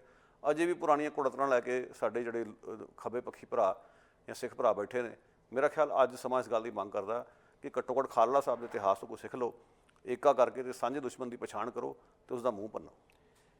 ਜੋ ਖਾਲੜਾ ਸਾਹਿਬ ਦੀ ਸ਼ਖਸੀਅਤ ਜਾਂ ਜੋ ਉਹਨਾਂ ਦੀ ਦੇਣ ਹੈ, ਇਹਨਾਂ ਸ਼ਬਦਾਂ ਤੋਂ ਬੜੀ ਕਲੀਅਰ ਹੋ ਜਾਂਦੀ ਹੈ ਕਿ ਉਹਨਾਂ ਦੇ ਅੰਦਰ ਮਨੁੱਖੀ ਅਧਿਕਾਰਾਂ ਦਾ ਦਰਦ ਸੀ। ਇਹ ਮਨੁੱਖੀ ਅਧਿਕਾਰ ਬੇਸ਼ੱਕ ਪੰਜਾਬ ਦੇ ਵਿੱਚ ਸਭ ਤੋਂ ਵੱਡਾ ਜਿਹੜਾ ਨਿਸ਼ਾਨਾ ਉਹ ਸਿੱਖ ਨੌਜਵਾਨੀ ਬਣਾਈ ਗਈ। ਇਹ ਦੌਰ ਜਿਹੜਾ ਬੁੱਚੜਾਂ ਦਾ ਸੀ, ਜਿਹੜੀ ਸਰਕਾਰੀ ਦਹਿਸ਼ਤਗਰਦੀ ਦੇ ਬਾਰੇ ਜਸਟਿਸ ਅਜੀਤ ਸਿੰਘ ਬੈਂਸ ਹੋਰਾਂ ਨੇ ਕਿਤਾਬ ਵੀ ਲਿਖੀ ਹੈ। ਕਈ ਹੋਰ ਕਿਤਾਬਾਂ ਰਿਡਿਊਸ ਟੂ ਐਸ਼ਜ਼ ਤੇ ਹੋਰ ਕਈ ਐਸੀਆਂ ਆਈਆਂ ਹੋਈਆਂ ਨੇ, ਸੁਆਹ ਹੋਏ ਲੋਕ, ਤੇ ਉਹਨਾਂ ਦੇ ਵਿੱਚ ਇਹ ਸਾਰੀ ਕਹਾਣੀ ਜਾਂ ਦਾਸਤਾਨ ਬਿਆਨ ਹੈ। ਪਰ ਜਿਵੇਂ ਅਜਮੇਰ ਸਿੰਘ ਹੋਰਾਂ ਨੇ ਵੀ ਕਿਤਾਬ 'ਚ ਲਿਖਿਆ, ਜਾਂ ਜਿਸ ਤਰ੍ਹਾਂ ਅੱਜ ਇਹ ਵਿਚਾਰ ਚੱਲ ਰਹੇ ਨੇ, ਉਹਨਾਂ ਦੀ ਰੌਸ਼ਨੀ 'ਚ ਇਹ ਦੇਖਿਆ ਜਾ ਸਕਦਾ ਕਿ ਇੰਡੀਅਨ ਸਟੇਟ ਨੇ ਜੋ ਜ਼ੁਲਮ ਢਾਇਆ, ਉਸ ਜ਼ੁਲਮ ਦੇ ਕਾਰਨ ਲੋਕ ਕਿੰਨੇ ਖੌਫਜ਼ਦਾ ਹੋ ਗਏ, ਉਹਨਾਂ ਦੀ ਆਵਾਜ਼ ਕਿੰਨੀ ਦਬਾਉਣ ਦੀ ਕੋਸ਼ਿਸ਼ ਕੀਤੀ, ਜਾਂ ਲੋਕਾਂ 'ਚ ਜਾਗਰੂਕਤਾ ਦੀ ਜਿਹੜੀ ਗੱਲ ਹੈ ਉਹ ਵੀ ਕਿਸ ਲੈਵਲ 'ਤੇ ਹੈ। ਦੇਖੋ ਸ਼ਹੀਦ ਜਸਵੰਤ ਸਿੰਘ ਖਾਲੜਾ ਜਿਨ੍ਹਾਂ ਨੇ ਆਪਣੀ ਇਹ ਜਾਨ ਤਲੀ 'ਤੇ ਧਰ ਕੇ ਸ਼ਹਾਦਤ ਦਿੱਤੀ, ਤੇ KPS ਗਿੱਲ ਵਰਗਿਆਂ ਨੇ, ਬੇਅੰਤ ਬੁੱਚੜ ਵਰਗਿਆਂ ਨੇ ਜਿਹੜਾ ਲਗਾਤਾਰ ਇਹਨਾਂ ਤੇ ਜ਼ੁਲਮ ਢਾਇਆ ਸੀ ਨੌਜਵਾਨਾਂ ਤੇ, ਉਸ ਦੇ ਖਿਲਾਫ ਲੜੇ। ਪਰ ਬੇਅੰਤ ਸਿੰਘ ਮੁੱਖ ਮੰਤਰੀ ਦੇ ਕਤਲ ਤੋਂ ਬਾਅਦ ਤੁਰੰਤ ਜੇਕਰ ਕੋਈ ਗਾਜ਼ ਡਿੱਗਦੀ ਹੈ ਤਾਂ ਉਹ ਨਿਸ਼ਾਨਾ ਬਣਦੇ ਨੇ ਸ਼ਹੀਦ ਜਸਵੰਤ ਸਿੰਘ ਖਾਲੜਾ। 31 ਅਗਸਤ ਨੂੰ ਬੇਅੰਤ ਸਿੰਘ ਪੰਜਾਬ ਦੇ ਮੁੱਖ ਮੰਤਰੀ, ਉਸ ਦਾ ਕਤਲ ਹੁੰਦਾ ਹੈ, ਤੇ ਬੇਅੰਤ ਦੇ ਕਤਲ ਤੋਂ ਬਾਅਦ 5 ਸਤੰਬਰ ਦਾ ਜਿਹੜਾ ਦਿਨ ਹੈ, ਬਸ ਇੰਨੇ ਕੁ ਦਿਨਾਂ ਦਾ ਫਰਕ ਹੈ ਜਦੋਂ ਖਾਲੜਾ ਸਾਹਿਬ ਨੂੰ ਕਬੀਰ ਪਾਰਕ, ਗੁਰੂ ਨਾਨਕ ਦੇਵ ਯੂਨੀਵਰਸਿਟੀ ਅੰਮ੍ਰਿਤਸਰ, ਜਿਸ ਘਰ ਮੈਨੂੰ ਜਾਣ ਦਾ ਮੌਕਾ ਮਿਲਿਆ, ਉਸ ਜਗ੍ਹਾ ਤੋਂ ਉਹਨਾਂ ਨੂੰ ਚੁੱਕਿਆ ਜਾਂਦਾ, ਤੇ ਉਹਨਾਂ ਦੀ ਸੁਪਤਨੀ ਬੀਬੀ ਪਰਮਜੀਤ ਕੌਰ ਖਾਲੜਾ ਅਕਸਰ ਦੱਸਦੇ ਨੇ ਕਿ ਜਿਸ ਤਰ੍ਹਾਂ ਉਸ ਸਵੇਰ ਦੇ ਸਮੇਂ ਉਹਨਾਂ ਨੇ ਦੇਖਿਆ ਕਿ ਉਹ ਜਿਵੇਂ ਘਰੋਂ ਉਹਨਾਂ ਨੂੰ ਲੈ ਕੇ ਗਏ, ਤੇ ਉਹ ਸਾਰੀ ਜਿਹੜੀ ਕਹਾਣੀ ਹੈ, ਦਾਸਤਾਨ ਹੈ, ਅੱਜ ਇੱਕ ਅੱਖਾਂ ਦੇ ਸਾਹਮਣੇ ਫਿਲਮ ਵਾਂਗ ਘੁੰਮਦੀ ਹੈ। ਪਰ ਧੰਨ ਹੈ ਉਹ ਔਰਤ, ਉਹ ਸਤਿਕਾਰਤ ਮਾਂ, ਜਿਸ ਨੇ ਦੋਨਾਂ ਬੱਚਿਆਂ ਨੂੰ ਵੀ ਉਸੇ ਲੜ ਲਾਇਆ, ਉਸੇ ਪਾਸੇ ਉਹਨਾਂ ਦੀ ਬੱਚੀ ਬੇਟੀ ਨਵਕਿਰਨ ਕੌਰ ਜਾਂ ਬੇਟਾ ਉਸੇ ਰਾਹ 'ਤੇ ਪਿਤਾ ਦੀ ਵਿਰਾਸਤ ਨੂੰ ਲੈ ਕੇ ਚੱਲੇ, ਖੁਦ ਉਸ ਸੰਘਰਸ਼ 'ਤੇ ਚੱਲੇ। ਖਾਲੜਾ ਸਾਹਿਬ ਦਾ ਕੇਸ ਲੜਨਾ, ਮਨੁੱਖੀ ਅਧਿਕਾਰਾਂ ਦੇ ਖਾਲੜਾ ਕਮਿਸ਼ਨ ਜਿਹੜੀ ਕਮੇਟੀ ਹੈ ਉਸ ਦੇ ਵੱਲੋਂ ਕੇਸ ਲੜਨੇ, ਖਾਲੜਾ ਸੰਸਥਾ ਦੇ ਵੱਲੋਂ ਸਿੱਖਾਂ ਦੇ ਹੀ ਨਹੀਂ ਬਲਕਿ ਉਸ ਸਮੇਂ ਜੇ ਕੋਈ ਹਿੰਦੂ ਪਰਿਵਾਰ ਜਿਨ੍ਹਾਂ ਦੇ ਬੱਚੇ ਨੌਜਵਾਨ ਮਾਰੇ ਗਏ ਉਹਨਾਂ ਦੇ ਲਈ ਵੀ ਆਵਾਜ਼ ਉਠਾਉਣੀ। ਤੇ ਆਖਰਕਾਰ ਉਹ ਇੰਨੇ ਵਰ੍ਹਿਆਂ ਤੋਂ ਇਸ ਸੰਘਰਸ਼ ਨੂੰ ਜਾਰੀ ਰੱਖ ਕੇ ਇੱਕ ਸਾਬਤ ਕਰ ਰਹੇ ਨੇ ਕਿ ਖਾਲੜਾ ਸਾਹਿਬ ਦੀ ਜਗਾਈ ਜੋਤ ਜਗ ਰਹੀ ਹੈ। ਪਰ ਹੁਣ ਅਸੀਂ ਆਈਏ ਲੋਕਾਂ ਦੇ ਪੱਧਰ ਤੇ, ਅੱਜ ਪੰਜਾਬ ਦੇ ਵਿੱਚ ਫਿਰ ਬੁੱਚੜ ਸਰਕਾਰਾਂ ਦਾ ਕਬਜ਼ਾ ਹੈ, ਤੇ ਪੰਜਾਬ ਦੇ ਵਿੱਚ ਜਿਨ੍ਹਾਂ ਅਕਾਲੀ ਦਲ ਦੇ ਵਿੰਗ ਦੇ ਖਾਲੜਾ ਸਾਹਿਬ ਮਨੁੱਖੀ ਅਧਿਕਾਰਾਂ ਦੇ ਸਨ, ਉੱਥੇ ਪੂਰੀ ਦੀ ਪੂਰੀ ਜਿਹੜੀ ਹੈ ਉਹ ਟੀਮ ਖਾਲੜਾ ਸਾਹਿਬ ਨਾਲ ਖੜਨ ਦੀ ਥਾਂ ਤੇ ਉਹਨਾਂ ਦੇ ਵਿਰੁੱਧ ਭੁਗਤੀ। ਅੱਜ ਜਦੋਂ ਅਸੀਂ ਇਸ ਮਾਹੌਲ ਦੇ ਵਿੱਚ ਜਾਂਦੇ ਹਾਂ ਤਾਂ ਬੀਬੀ ਪਰਮਜੀਤ ਕੌਰ ਖਾਲੜਾ ਵਰਗੀ ਜਿਹੜੀ ਸ਼ਖਸੀਅਤ ਉਸ ਸਮੇਂ ਜਿਹੜੀ ਲੋਕ ਰਾਏ ਨੂੰ ਲੈਣ ਦੇ ਵਾਸਤੇ ਚੋਣਾਂ ਦੇ ਵਿੱਚ ਉਤਰਦੀ ਹੈ, ਤਾਂ ਕੀ ਹੁੰਦਾ? ਉਸੇ ਜਗ੍ਹਾ ਜਿੱਥੇ ਸਭ ਤੋਂ ਵੱਧ ਕੇਸ ਖਾਲੜਾ ਸਾਹਿਬ ਨੇ, ਜਿੱਥੇ ਨੌਜਵਾਨ ਚੁੱਕੇ ਗਏ, ਸ਼ਹੀਦ ਕੀਤੇ ਗਏ, ਉੱਥੇ ਲੜੇ, ਤੇ ਉਹਨਾਂ ਨੂੰ ਕੀ ਲੋਕਾਂ ਦਾ ਹੁੰਗਾਰਾ ਮਿਲਦਾ ਹੈ? ਕੀ ਸਿਸਟਮ ਤੋਂ ਅੱਗੇ ਉਹਨਾਂ ਨੂੰ ਪ੍ਰਤੀਕਰਮ ਮਿਲਦਾ ਹੈ? ਅੱਜ ਇਹ ਸਵਾਲ ਹੈ। ਜਦੋਂ ਅਸੀਂ ਕਹਿੰਦੇ ਹਾਂ ਕਿ ਵੋਟ ਦੀ ਜਾਂ ਰਾਜਨੀਤੀ ਦੇ ਵਿੱਚ ਜਿਹੜੀ ਤਬਦੀਲੀ ਦਾ, ਸੱਤਾ ਦੀ ਤਬਦੀਲੀ ਦਾ ਕਾਰਨ ਲੋਕ ਰਾਏ ਹੁੰਦੀ ਹੈ, ਜਿਸ ਪੰਜਾਬ ਦੀ ਧਰਤੀ ਲਈ ਅੱਜ ਖਾਲੜਾ ਸਾਹਿਬ ਸ਼ਹੀਦ ਹੁੰਦੇ ਨੇ, ਉਸੇ ਦੀ ਧਰਤੀ ਤੇ ਬੀਬੀ ਪਰਮਜੀਤ ਕੌਰ ਲੜਾਈ ਲੜਦੇ ਨੇ ਲੋਕਤਾਂਤਰਿਕ ਢੰਗਾਂ ਦੇ ਨਾਲ। ਜਦੋਂ ਕਈ ਕਹਿੰਦੇ ਨੇ ਹਥਿਆਰਬੰਦ ਸੰਘਰਸ਼ ਠੀਕ ਨਹੀਂ ਹੈ, ਲੋਕਤਾਂਤਰਿਕ ਢੰਗਾਂ ਨਾਲ, ਤੇ ਉਹਨਾਂ ਨੂੰ ਜ਼ਮਾਨਤ ਤੱਕ ਉਹਨਾਂ ਦੀ ਜ਼ਬਤ ਹੋ ਜਾਂਦੀ ਹੈ। ਦੇਖੋ ਪੰਜਾਬ ਦੇ ਵਿੱਚ ਇਹਨੂੰ ਅਸੀਂ ਬਦਕਿਸਮਤੀ ਕਹਿ ਸਕਦੇ ਹਾਂ ਜੀ। ਇੱਕ ਤਾਂ ਲੋਕ ਮਾਨਸਿਕਤਾ ਦੇ ਲੈਵਲ ਦੇ ਉੱਤੇ ਜਾ ਕੇ ਵੇਖੋ ਬੌਧਿਕ ਦੀਵਾਲੀਆਪਨ ਨਜ਼ਰ ਆ ਰਿਹਾ, ਸਿਆਸੀ ਢਾਂਚਾ ਜਿਹੜਾ ਜਿਸ ਕਿਸਮ ਦੀ ਉਸਨੇ ਲੱਤ ਲਾ ਦਿੱਤੀ ਲੋਕਾਂ ਨੂੰ, ਉਹਦੇ ਵਿੱਚੋਂ ਇਸ ਕਿਸਮ ਦੇ ਹੀ ਨਤੀਜੇ ਦੀ ਉਮੀਦ ਅਸੀਂ ਕਰ ਸਕਦੇ ਹਾਂ। ਜੀ। ਅੱਜ ਦੇ ਪ੍ਰੋਗਰਾਮ ਦੇਖੋ ਦੋ ਸ਼ਖਸੀਅਤਾਂ ਬਾਰੇ ਗੱਲ ਕਰ ਰਹੇ ਹਾਂ, ਰਾਦਰ ਤਿੰਨ, ਭਾਈ ਭਾਗ ਸਿੰਘ ਬਾਰੇ ਗੱਲ ਵੀ ਹੋ ਰਹੀ, ਖਾਲੜਾ ਸਾਹਿਬ ਦੇ ਵੀ, ਤੇ ਭਾਈ ਬਦਨ ਸਿੰਘ ਦੇ ਵੀ। ਜੀ। ਪਰ ਜਿਹੜੀ ਭਾਈ ਭਾਗ ਸਿੰਘ ਤੇ ਭਾਈ ਖਾਲੜਾ ਦੀ ਗੱਲ ਆਪਾਂ ਕਰੀਏ, ਉਹਦੇ ਵਿੱਚ ਇੱਕ ਸਾਂਝੀ ਗੱਲ ਇਹ ਹੋ ਰਹੀ ਆ ਕਿ ਭਾਈ ਭਾਗ ਸਿੰਘ ਭਿੱਖੀਵਿੰਡ ਜਿਹੜੇ ਇਲਾਕੇ ਤੋਂ ਉੱਠੇ, ਐਡੇ ਵੱਡੇ ਸ਼ਹੀਦ, ਅੱਜ ਤੱਕ ਉਹਨਾਂ ਨੂੰ ਉਸ ਧਰਤੀ ਦੇ ਉੱਤੇ ਉਸ ਤਰੀਕੇ ਦਾ ਰੁਤਬਾ ਨਹੀਂ ਦਿੱਤਾ ਗਿਆ ਜਿਸ ਤਰ੍ਹਾਂ ਜਿਸ ਦੇ ਉਹ ਹੱਕਦਾਰ ਸੀਗੇ। ਉਲਟ ਗੱਲ, ਇੱਕ ਸਰਕਾਰੀ ਏਜੰਟ ਸਰਬਜੀਤ ਸਿੰਘ ਜਿਹੜਾ ਭਿੱਖੀਵਿੰਡ ਦਾ, ਉਹਨੂੰ ਬੜਾ ਵੱਡਾ ਸ਼ਹੀਦ ਬਣਾ ਦਿੱਤਾ ਗਿਆ, ਉਹ ਵੀ ਪੰਥਕ ਸਰਕਾਰ ਵੱਲੋਂ। ਇਹ ਇੱਥੋਂ ਤੁਸੀਂ ਅਨੁਮਾਨ ਲਓ ਕਿ ਲੋਕਾਂ ਦੀ ਤੇ ਉੱਥੋਂ ਦੇ ਰਾਜ ਕਰ ਰਹੀ ਜਮਾਤਾਂ ਦੀ ਕਿਹੋ ਜਿਹੀ ਮਾਨਸਿਕਤਾ। ਅੱਗੇ ਚਲੀ ਜਸਵੰਤ ਸਿੰਘ ਖਾਲੜਾ ਦੇ ਉੱਤੇ ਵੀ ਉਹੀ ਗੱਲ ਲਾਗੂ ਹੁੰਦੀ। ਜੀ।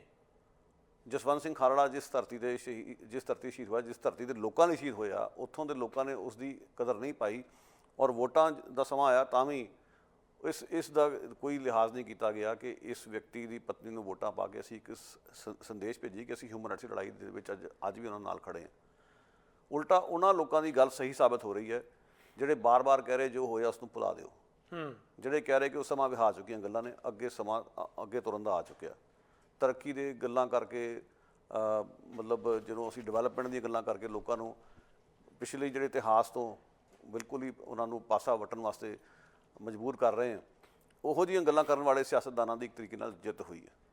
ਇਹ ਇੱਕ ਮਤਲਬ ਇਸ ਨੂੰ ਬਦਕਿਸਮਤੀ ਅਸੀਂ ਕਹਿ ਸਕਦੇ ਹਾਂ। ਔਰ ਖਾਲੜਾ ਸਾਹਿਬ ਦੀ ਸ਼ਹਾਦਤ ਜਾਂ ਭਾਈ ਭਿੱਖੀਵਿੰਡ ਦੀ ਸ਼ਹਾਦਤ ਅੱਜ ਵੀ ਪ੍ਰਸੰਗਕ ਹੈ, ਬੜਾ ਕੁਝ ਦੁਹਰਾਇਆ ਜਾ ਰਿਹਾ। ਅੱਜ ਜਿਹੜੀ ਜੇ ਤਾਜ਼ਾ ਗੱਲ ਕਰੀਏ ਆਪਾਂ, ਤੁਸੀਂ ਵੇਖੋ ਵਿਸ਼ਾਲ ਜੂੜ ਨਾਂ ਦਾ ਇੱਕ ਵਿਅਕਤੀ, ਹਰਿਆਣੇ ਦਾ ਇੱਕ ਛੋਕਰਾ, ਜਿਸਨੇ ਕਿਸਾਨਾਂ ਦੇ ਹੱਕ ਜਿਹੜੇ ਮੁਜ਼ਾਹਰਾ ਕਰ ਰਹੇ ਸੀ ਆਸਟ੍ਰੇਲੀਆ 'ਚ, ਉਹਨਾਂ 'ਤੇ ਹਮਲਾ ਕੀਤਾ।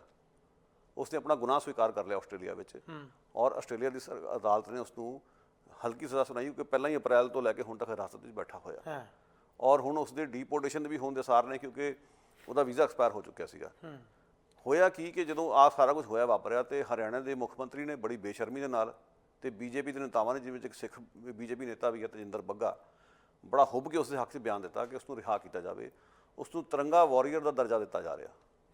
ਹੁਣ ਜੋ ਵਿਸ਼ਾਲ ਜੂੜ ਨੇ ਕੀਤਾ ਉਹ ਕਿਸ ਤਰੀਕੇ ਨਾਲ ਬੇਲਾ ਸਿੰਘ ਦੇ ਕੰਮਾਂ ਤੋਂ ਵੱਖਰਾ ਸੀਗਾ, ਤੁਸੀਂ ਆਪੇ ਦੱਸ ਦਿਓ। ਬਾਹਰਲੇ ਮੁਲਕਾਂ 'ਚ ਜੋ ਲੋਕ ਜ਼ੁਲਮ ਦੇ ਖਿਲਾਫ ਆਵਾਜ਼ ਉਠਾ ਰਹੇ ਆ ਉਹਨਾਂ 'ਤੇ ਹਮਲਾ ਕਰਦਾ ਔਰ ਫਿਰ ਉੱਥੋਂ ਦੀਆਂ ਸਰਕਾਰਾਂ ਉੱਥੋਂ ਦੀਆਂ ਪਾਰਟੀ ਦੇ ਹੱਕ 'ਚ ਖੜ੍ਹਦੀਆਂ, ਸੋ ਕੀ ਇਹ ਉਸ ਇਤਿਹਾਸ ਨੂੰ ਦੁਹਰਾਇਆ ਨਹੀਂ ਜਾ ਰਿਹਾ? ਸੋ ਉਸ ਇਤਿਹਾਸ ਨੂੰ ਇਨਬਿਨ ਦੁਹਰਾਇਆ ਜਾ ਰਿਹਾ ਜੋ ਅਸੀਂ ਹੌਪਕਿੰਸਨ ਵੇਲੇ ਹੁੰਦਾ ਵੇਖਿਆ, ਜੋ ਅਸੀਂ ਬੇਲਾ ਸਿੰਘ ਵੱਲੋਂ ਕੀਤਾ ਗਿਆ ਵੇਖਿਆ। ਉਸ ਇਤਿਹਾਸ ਨੂੰ ਅੱਜ ਆਸਟ੍ਰੇਲੀਆ ਦੀ ਧਰਤੀ 'ਤੇ ਨਹੀਂ, ਕੈਨੇਡਾ, ਅਮਰੀਕਾ ਅਤੇ ਇੰਗਲੈਂਡ ਵਰਗੀਆਂ ਧਰਤੀਆਂ 'ਤੇ ਵੀ ਦੁਹਰਾਇਆ ਜਾ ਰਿਹਾ। ਸੋ ਸਾਰਾ ਕੁਝ ਜਿਹੜਾ ਉਸੇ ਤਰ੍ਹਾਂ ਚੱਲ ਰਿਹਾ, ਕੁਝ ਵੀ ਨਹੀਂ ਬਦਲਿਆ। ਅੱਜ ਵੀ ਅਸੀਂ ਵੇਖਦੇ ਹਾਂ ਕਿ ਜਿਹੜੇ ਲੋਕ ਮਨੁੱਖੀ ਹੱਕਾਂ ਦੀ ਗੱਲ ਕਰਦੇ ਆ ਉਹ ਇਕੱਲੇ ਰਹਿ ਜਾਂਦੇ, ਉਹਨਾਂ ਨੂੰ ਵੋਟਾਂ ਦਾ ਕੀ ਪੜੀਆਂ, ਧੱਕੇ ਪੈਂਦੇ ਆ। ਔਰ ਸਭ ਤੋਂ ਵੱਡੀ ਅਫਸੋਸ ਦੀ ਗੱਲ, ਜਿਹੜੇ ਭਾਈਚਾਰੇ ਦੇ ਲਈ ਉਹ ਖੜੇ ਹੋਏ, ਘੱਟੋ ਘੱਟ ਉਹ ਭਾਈਚਾਰੇ ਦੇ ਨਾਲ ਖੜਦਾ, ਉਹਨਾਂ ਦੇ ਘੱਟੋ ਘੱਟ ਉਹ ਤਾਂ ਉਸ ਦਰਦ ਨੂੰ ਮਹਿਸੂਸ ਕਰਦਾ। ਇਹ ਬਹੁਤ ਵੱਡੀ ਸਿੱਤਮ ਜ਼ਰੀਫੀ ਹੈ। ਗੁਰਪ੍ਰੀਤ ਸਿੰਘ ਜੀ, ਤੁਹਾਡੇ ਵਿਚਾਰਾਂ ਲਈ ਅਸੀਂ ਤਹਿ ਦਿਲੋਂ ਸ਼ੁਕਰੀਆ ਅਦਾ ਕਰਦੇ ਹਾਂ। ਇਹਨਾਂ ਮਹਾਨ ਸ਼ਖਸੀਅਤਾਂ ਨੂੰ ਤੁਸੀਂ ਯਾਦ ਕੀਤਾ ਅਤੇ ਅੱਜ ਦੇ ਸਮੇਂ ਬਾਰੇ ਗੱਲਬਾਤ ਕੀਤੀ। ਹਾਰਦਿਕ ਧੰਨਵਾਦ। ਮਿਹਰਬਾਨੀ, ਬਹੁਤ ਸ਼ੁਕਰੀਆ ਜੀ। ਅਖੀਰ ਦੇ ਵਿੱਚ ਜੇ ਅੱਜ ਭਾਈ ਭਾਗ ਸਿੰਘ ਜੀ ਭਿੱਖੀਵਿੰਡ, ਜਿਹੜੇ ਭਿੱਖੀਵਿੰਡ ਦਾ ਹੀ ਨਹੀਂ ਮਾਣ, ਪੂਰੀ ਦੁਨੀਆ ਦੇ ਵਿੱਚ ਮਨੁੱਖੀ ਅਧਿਕਾਰਾਂ ਦਾ ਮਾਣ ਨੇ, ਪਰ ਅਫਸੋਸ ਹੈ, ਸੱਚ ਹੈ ਕਿ ਉੱਥੋਂ ਇੱਕ ਜਿਹੜਾ ਸਰਕਾਰੀ ਏਜੰਟ ਸੀ ਸਰਬਜੀਤ ਵਰਗਾ, ਉਹਨੂੰ ਸ਼ਹੀਦ ਦਾ ਦਰਜਾ ਦੇ ਕੇ, ਕੌਮੀ ਸ਼ਹੀਦ ਦਾ ਦਰਜਾ ਦੇ ਕੇ ਸਿਰ ਸੁਆਹ ਪਾਈ ਹੈ ਪੰਜਾਬ ਦੀ ਉਸ ਅਖੌਤੀ ਸਰਕਾਰ ਨੇ ਤੇ ਦੇਸ਼ ਦੀ ਸਰਕਾਰ ਨੇ। ਭਾਗ ਸਿੰਘ ਭਿੱਖੀਵਿੰਡ ਦਾ ਯਾਦ ਕਿਸੇ ਨੂੰ ਨਾ ਤੱਕ ਚੇਤੇ ਨਹੀਂ ਹੈ। ਭਾਈ ਪਤਨ ਸਿੰਘ ਦਲੇਲ ਸਿੰਘ ਵਾਲਾ ਕਿੰਨਾ ਕੁ ਅਸੀਂ ਯਾਦ ਕਰਦੇ ਹਾਂ। ਉਹਨਾਂ ਦੀ ਸ਼ਹਾਦਤ ਘੱਟੋ ਘੱਟ ਕੈਨੇਡਾ ਦੇ ਵਿੱਚ ਅਸੀਂ ਆਪਣੇ ਸਿਲੇਬਸਾਂ 'ਚ ਪੜ੍ਹਾਈਏ, ਪੰਜਾਬ 'ਚ ਵੀ ਆਵਾਜ਼ ਉਠਾਈਏ। ਰਹੀ ਭਾਈ ਜਸਵੰਤ ਸਿੰਘ ਖਾਲੜਾ ਜੀ ਦੀ ਦੇਣ ਦੀ ਗੱਲ, ਅੱਜ ਫਿਰ ਉਸੇ ਹੀ ਫਾਸ਼ੀਵਾਦੀ ਹਕੂਮਤ ਦੇ ਨਤੀਜੇ ਨੇ ਕਿ ਕਿਰਸਾਨੀ 'ਤੇ ਜ਼ੁਲਮ ਹੋ ਰਿਹਾ ਹੈ, ਆਵਾਜ਼ ਉਠਾਉਣ ਵਾਲੇ ਨਪੀੜੇ ਜਾ ਰਹੇ ਨੇ। ਅੱਜ ਫਿਰ ਮੁਕਾਬਲੇ ਹੋ ਰਹੇ ਨੇ, ਅੱਜ ਫਿਰ ਘੱਟ ਗਿਣਤੀਆਂ 'ਤੇ ਜ਼ਬਰ ਹੈ। ਅਤੇ ਫਾਸ਼ੀਵਾਦੀ ਅੰਗਰੇਜ਼ ਸਰਕਾਰ ਅਤੇ ਅੱਜ ਦੀ ਇੰਡੀਅਨ ਸਰਕਾਰ 'ਚ ਕੋਈ ਅੰਤਰ ਨਹੀਂ। ਅਤੇ ਲੋਕਾਂ ਦੀ ਜਾਗਰੂਕਤਾ ਜਿਹੜੀ ਹੈ ਉਹ ਵੀ ਜਿਸ ਤਰ੍ਹਾਂ ਖਤਮ ਹੋ ਚੁੱਕੀ ਹੈ। ਮੈਨੂੰ ਅੱਜ ਭਾਈ ਹਰਭਜਨ ਸਿੰਘ ਬੈਂਸ, ਮਰਹੂਮ ਇੱਕ ਮਹਾਨ ਉਸਤਾਦ ਸ਼ਾਇਰ, ਉਹਨਾਂ ਦੀਆਂ ਉਹ ਸਤਰਾਂ ਯਾਦ ਆਉਂਦੀਆਂ ਨੇ ਜਿਹੜੀਆਂ ਕਿ ਖਾਲੜਾ ਸਾਹਿਬ ਅਤੇ ਉਹਨਾਂ ਦੇ ਪਰਿਵਾਰ ਜਾਂ ਉਹਨਾਂ ਦੀ ਪਤਨੀ ਜਿਸ ਨੇ ਉਹ ਮਸ਼ਾਲ ਜਗਦੀ ਰੱਖੀ ਹੈ, ਇਸ ਦੇ ਬਾਵਜੂਦ ਕਿ ਬਹੁਤ ਸਾਰੇ ਲੋਕਾਂ ਦੀ ਜ਼ਮੀਰ ਮਰ ਚੁੱਕੀ ਹੈ ਅਤੇ ਉਹ ਬੇਲੇ ਜਾਣ ਵਰਗੇ ਲੋਕਾਂ ਦੇ ਹੀ ਧਾਰਨੀ ਹੋ ਚੁੱਕੇ ਨੇ, ਪਰ ਉਹ ਮਸ਼ਾਲ ਜਗਦੀ ਰੱਖੀ ਅਤੇ ਉਹ ਆਪਣੇ ਸ਼ਹੀਦ ਪਤੀ ਨੂੰ ਯਾਦ ਕਰਦੇ ਆ। ਜੇ ਇੱਕ ਸੁਨੇਹਾ ਕੀ ਦੇ ਰਹੇ ਨੇ, ਕਈ ਚੇਤ ਗੁਜਰੇ ਤੇ ਸਾਵਣ ਵੀ ਆਏ, ਇਹ ਦਿਲ ਨਹੀਂ ਖਲੋਇਆ ਤੇਰੇ ਜਾਣ ਮਗਰੋਂ, ਤੂੰ ਆਵੇਂ ਤਾਂ ਨਹਿਰਾ ਚੌਰਾਹਿਆਂ ਨੇ ਦੱਸਣਾ ਕੀ ਹੈ ਹੋਇਆ ਤੇਰੇ ਜਾਣ ਮਗਰੋਂ। ਆਖਿਰ 'ਚ ਉਹ ਕਹਿੰਦੇ ਨੇ, ਖੁਸ਼ੀ ਹੈ ਤੇਰਾ ਲਾਲ ਤੇਰੇ ਹੀ ਵਾਂਗੂ, ਖੁਸ਼ੀ ਹੈ ਤੇਰਾ ਲਾਲ ਤੇਰੇ ਹੀ ਵਾਂਗੂ, ਹੱਕ ਤੇ ਨਿਆਂ ਲਈ ਹੈ ਬੇਚੈਨ ਫਿਰਦਾ, ਇਹ ਕੌਮੀ ਅਮਾਨਤ ਤੁਰੀ ਕੌਮ ਖਾਤਰ, ਮੈਂ ਘਰ ਨਹੀਂ ਲਕੋਇਆ ਤੇਰੇ ਜਾਣ ਮਗਰੋਂ, ਕਈ ਚੇਤ ਗੁਜ਼ਰੇ ਤੇ ਸਾਵਣ ਵੀ ਆਏ, ਇਹ ਦਿਲ ਨਹੀਂ ਖਲੋਇਆ ਤੇਰੇ ਜਾਣ ਮਗਰੋਂ। ਇਹਨਾਂ ਮਹਾਨ ਸ਼ਹੀਦਾਂ ਨੂੰ ਯਾਦ ਕਰਦੇ ਹਾਂ, ਸ਼ਰਧਾਂਜਲੀ ਭੇਟ ਕਰਦੇ ਹਾਂ। ਆਪ ਸਮੂਹ ਦਰਸ਼ਕਾਂ ਦਾ ਹਾਰਦਿਕ ਸ਼ੁਕਰੀਆ। ਸਾਡਾ ਹਰ ਇੱਕ ਪ੍ਰੋਗਰਾਮ ਦੇਖਣ ਤੇ ਸਾਡੇ ਨਾਲ ਜੁੜਨ ਲਈ ਸਬਸਕ੍ਰਾਈਬ ਕਰੋ ਚੈਨਲ ਪੰਜਾਬੀ ਤੇ ਨੋਟੀਫਿਕੇਸ਼ਨ ਲਈ ਬੈਲ ਆਈਕਨ ਵਾਲੇ ਬਟਨ ਤੇ ਕਲਿੱਕ ਕਰੋ।